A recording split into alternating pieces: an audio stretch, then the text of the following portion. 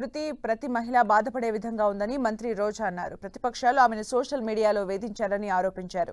ఇంటి పట్టాను చూపించి మీడియాలో మాట్లాడటం తప్ప అని ప్రశ్నించారు. రాష్ట్రంలో మహిళలందరూ ఈ ఘటనపై స్పందించాలన్నారు.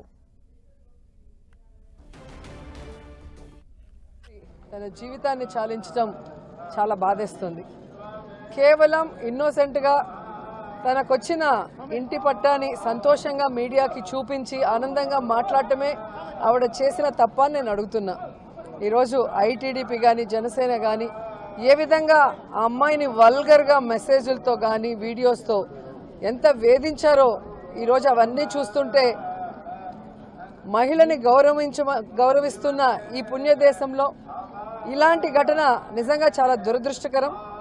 ఎవరైతే ఈ కార్యక్రమం చేసి ఆ అమ్మాయి చావుకు కారణమయ్యారో వారందరికీ పనిష్మెంట్ ఇవ్వాలని భగవంతుడిని మనస్ఫూర్తిగా కోరుకున్నా. అలాగే గీతాంజలి ఆత్మకి శాంతి కలగాలని మనస్ఫూర్తిగా కోరుకుంటూ నిజంగా ఈరోజు ఇద్దరు ఆడబిడ్డలు తల్లి లేని బిడ్డలుగా మిగిలిపోవటం దురదృష్టకరం. ఇప్పటికైనా బుద్ధి తెచ్చుకొని ఈ ఐటీడీపీ కానీ జనసేన కానీ వారి హద్దుల్లో వారు ఉంటే బాగుంటుంది. గీతాంజలి